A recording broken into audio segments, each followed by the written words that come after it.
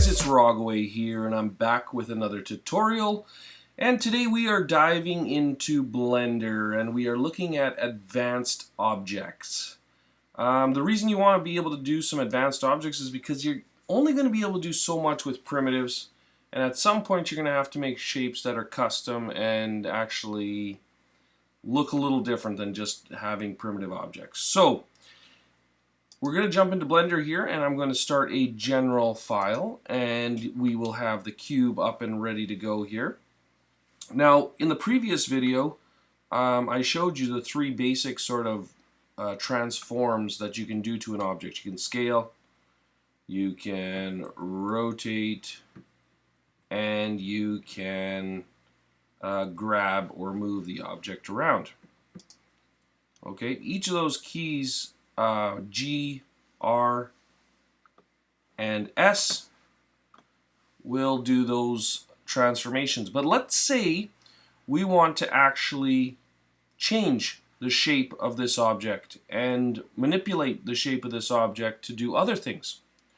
Well, if you recall, we had talked about everything in 3D being based on a polygon mesh.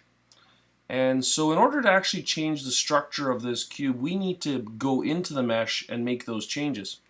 So up in the top left here, we have an option of switching to edit mode.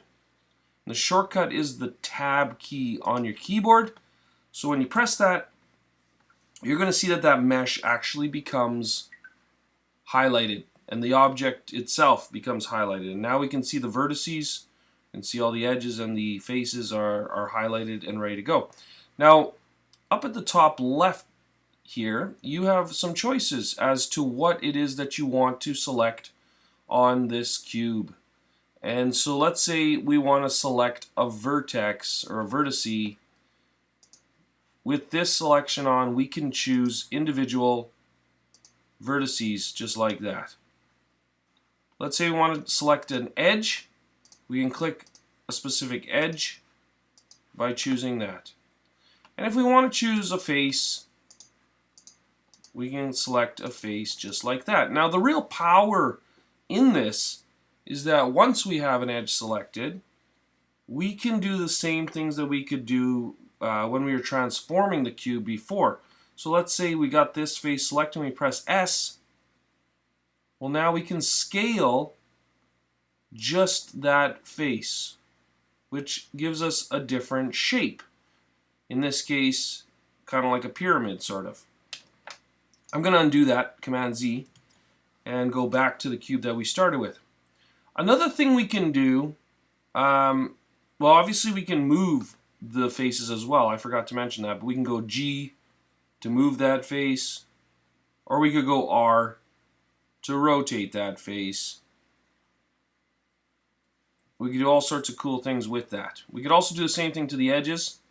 I don't recommend recommend rotating vertices, but you can easily grab a vertice and move them like that. Just make sure you're on vertice select. And same with with edges. You could do that too. Okay, so you can change the shape by doing that. The other thing we can do is we can actually take a face. So let's say I select this top face, and I can add more faces to it. There's a couple ways to do this.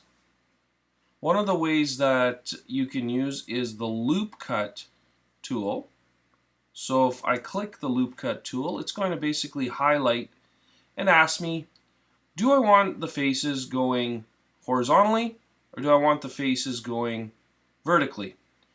And so once I kind of see the orientation that I want, let's say I do want it this way, I can click and hold, and I can decide where it's going to cut that face. And you see what that did is it added a line. And now when I go into face select mode, you'll see now that I've got separate faces, and it cuts the whole object all the way across. I'm going to undo that. I'm going to press Command Z and just undo what I did there. Another way that you can do that is you can hold not hold, sorry, you can right click on the face, okay, and you can use the Subdivide menu. And what the Subdivide menu will let you do is it's going to break this face into equal smaller faces.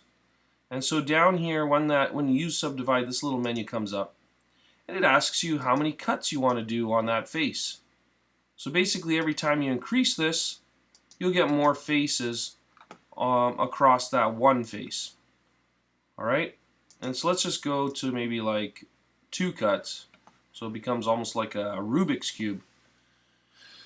And now you can see that we've got all these extra faces that it has created. Now, what's the point of that, or what's the advantage of that? We can select any of these faces, and once we press the E key for extrude on the keyboard, watch what happens. We can actually extrude these faces that we've created to make new faces and new objects coming off of this one object. And then same thing, you can take this face here and you can subdivide that and extrude those, extrude just a single one, and you can start to make some pretty complicated or complex shapes just by making faces and extruding them. All right? So that's how you would modify an existing shape like a primitive. But let's say you wanted to create an entirely new custom shape, something that doesn't really work off of a primitive. Let's get rid of this. I'm going to show you how to do that. So, oh, and by the way, to delete it, it was X. And so now we're back at a blank stage. So let's go to the Add menu, and let's add a plane mesh. And a plane mesh is basically a flat mesh without any depth to it. You can use these for terrains, you can use these for all sorts of things. They're really handy. But we're going to use it for creating a custom shape. So what we're going to do is we're going to go into top view, that is 7 on the numpad.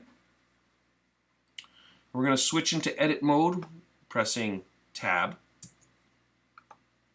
We're going to go to vertice selection mode, and we are going to select 3 of the points. It doesn't matter which 3, but click one, it'll highlight, then hold shift and keep holding shift to select the other 2.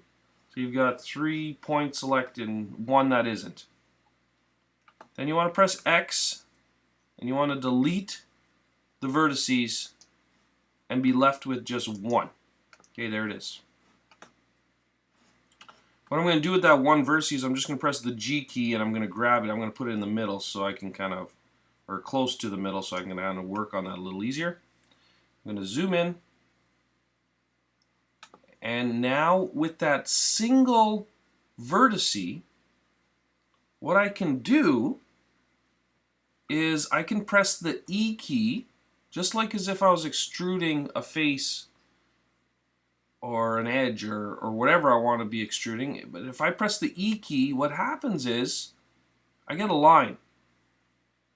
And so what I can start doing here is I can start drawing a custom shape. So if I click and then I press E again, and I click and I press E again, I click and I press E again, basically keep repeating that,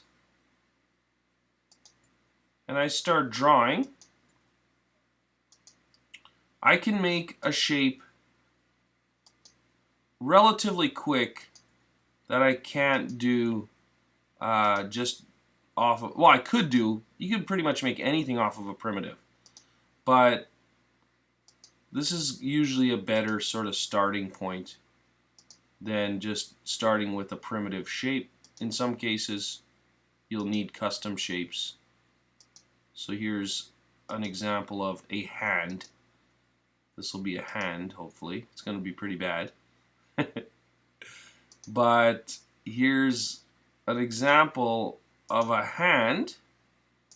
And here's the thing, once you've done your custom shape and once you've kind of gone around, you don't want to close the object. You actually want to stop right, at least that's what I do. I stop a little bit before the end of the object. So as you can see, I kind of stopped right there, left a little bit of gap.